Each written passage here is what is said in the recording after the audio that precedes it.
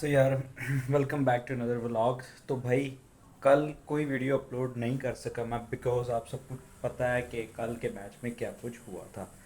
Scene ये था कि पाकिस्तान भारत से मैच हार गया। मैंने सब कुछ किया हुआ था व्लॉग के लिए, प्रिडिक्शंस ली हुई थी, मैच के दौरान वीडियोस रिकॉर्ड की हुई थी, इवन के हर एक चीज़ मैंने उसमें रखी हुई थी। लेकिन at the end of the day जब मैंने मैच को देखा तो मतलब मेरे में इतनी हिम्मत नहीं थी कि मैं उन वीडियोस को अपलोड कर सकूं। तो दिल नहीं मान रहा था और ऊपर से मतलब तबीयत कोई अच्छी नहीं थी, तो इसलिए फिर मैंने सोचा कि यार नहीं, मैं इस चीज़ को अपलोड नहीं करूँगा। बेसिकली मैंने व्लॉग करना नहीं था, लेकिन मेरे व्लॉग करने का मकसद सिर्फ ये है कि हम हारे हैं, हम एग्री करते, हम हारे हैं मैच, नो प्रॉब्लम। लेकिन लेकिन ये जो मीडिया पर नेगेटिविटी फैलाई जा रही है, ये जो 2 नंबर जर्नलिस्ट बैठे हुए हैं, काम कर रहे हैं, मैं जर्नलिस्ट नहीं कहूँगा, बेसिकली तो वो लाइव शो में बैठे हुए हैं ना। मैं बात कर रहा हूँ जनाब बासित अली साहब की और शुएब जट साहब की।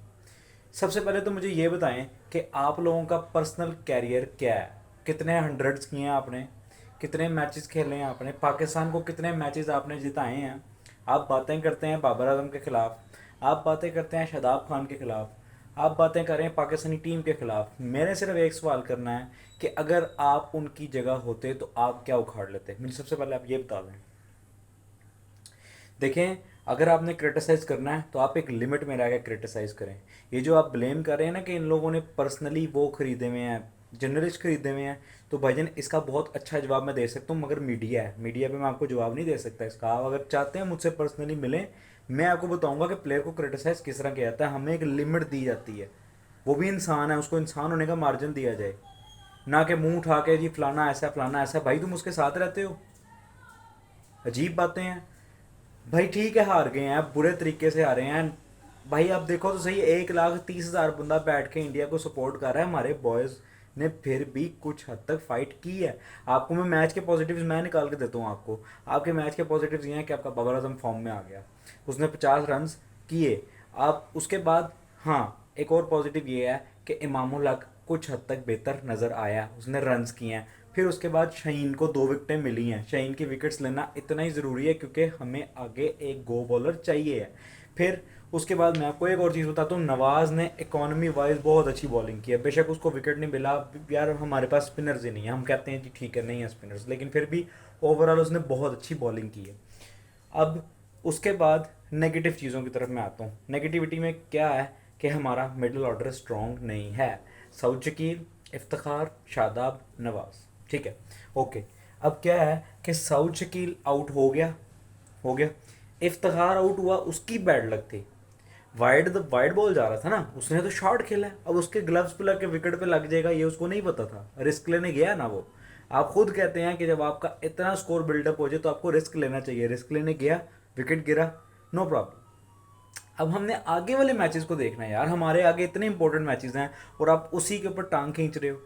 आप कह रहे हो जी किसी एक स्क्वाड में से प्लेयर को इंजर्ड करो, इब्रार को खिला लो। ओ भाई, इब्रार को कैसे खिला लो, ज़रा सी फ्लैट विकेट मिली, इब्रार का कैरियर तबाह हो जाएगा।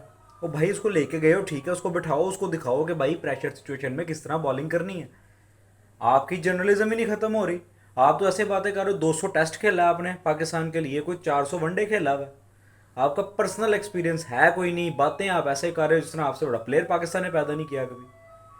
तो भाई मैं सिर्फ इतना कहना चाहता हूँ कि मेरे मुंह से ज़्यादा बातें ना खुलवाएं। आप अपने आप को, अपनी इज्जत अपने हाथ में रख के ये चीज़ें सोचें कि अगर आप पाकिस्तान की टीम में होते, अगर आप में इतना टैलेंट होता, अगर आप इतने अच्छे प्लेयर होते, तो आप पाकिस्तान की तरफ से इतने मैचेस खेलते, ना कि आप बाहर बैठ के ये बातें करते।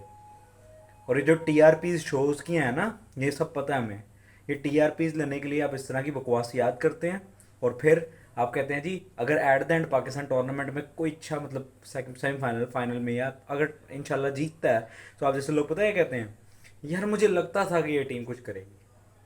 तो भाईजान अपने प्लेयर्स को क्रिटिसाइज़ मत करें, मीडिया में हमारे प्लेयर्स को जलील ना करें, खुदारा उनके ऊपर इस चीज़ का इमेज जाता है when they went to the ground. When they go to the ground they will see that, because they are using the social media, because they are away from their parents. So वो contact करने के लिए तो use करते ही होंगे ना। अब अगर उन्होंने कांटेक्ट करने, उनको नोटिफिकेशन भी आ गया ना, तो उनका हार्ट इतना ब्रेक होगा कि मैं आपको बता नहीं सकता।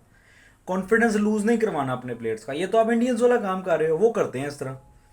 खिलाड़ियों के घरों में पथराव कर दिया, उनको थ्रेट दे दिए, ये कर दिया वो कर दिया, आप वही कुछ करवाना चाह रहे हो।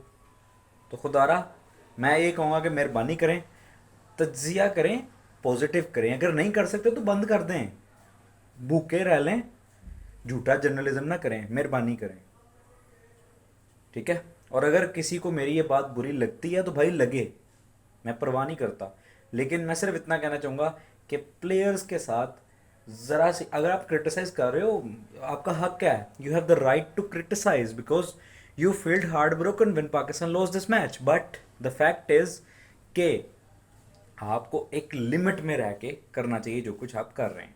आप अपनी उम्र देखें, आपका एक्सपीरियंस भी ज़्यादा है, लेकिन आपकी हरकत करने वाली नहीं है। सो मैं उम्मीद करता हूँ कि आपको मेरी बात बुरी नहीं लगी होगी, आप मेरी बात को समझेंगे और उस पर अमल करने की कोशिश करेंगे। तब तक के लिए इजाज़त। अस्सलाम वालेकुम।